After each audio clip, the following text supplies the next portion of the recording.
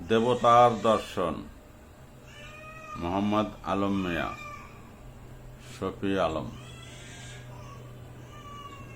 দেবতা কবুও খোদার অন্ন নিয়ে আসে না দ্বারে, মানুষের তৈরি নানাবিধ অন্ন দিতে হয় বরং তারে।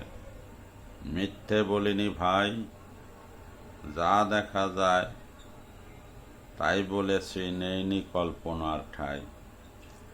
দেখেছি রাস্তার পাশে বস্তি হতে একটা শিশু ফুল বেচতে আসে। একটা মানুষ শোধায় তারে, এই ঘরে তোর মা বাবা ভাই বোন কি কেউ নেই? মা আছে, কি যেন অসুখে শুধুই শুয়ে থাকে, বাবা নেই তাই ফুল বেচে খাওয়াই আমি তাকে। ফুল নিয়ে ঘুরতে ঘুরতে শরীরে পাই না বল, শুনে মানুষটা ঠেকাতে পারে না নিজ অশ্রু জল।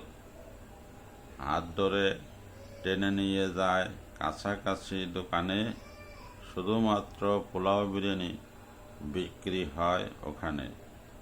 এক প্যাকেট বিরিয়ানি কিনে দিয়ে শিশুর হাতে বলে, এখনই খেয়ে নে তুই, শক্তি পাবি তাতে।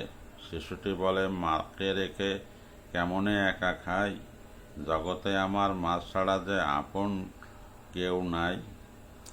আরেক প্যাকেট বিরিয়ানি আর কিছু টাকা দিয়ে বলে লোকটা, মায়ের জন্য এখনই যা নিয়ে।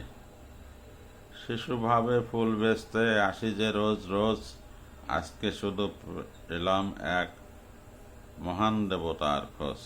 এমনিভাবে আরও দেবতা যদি রোজ আসতো, অসহায় মা আর শিশুরা খুশির সাগরে ভাসত।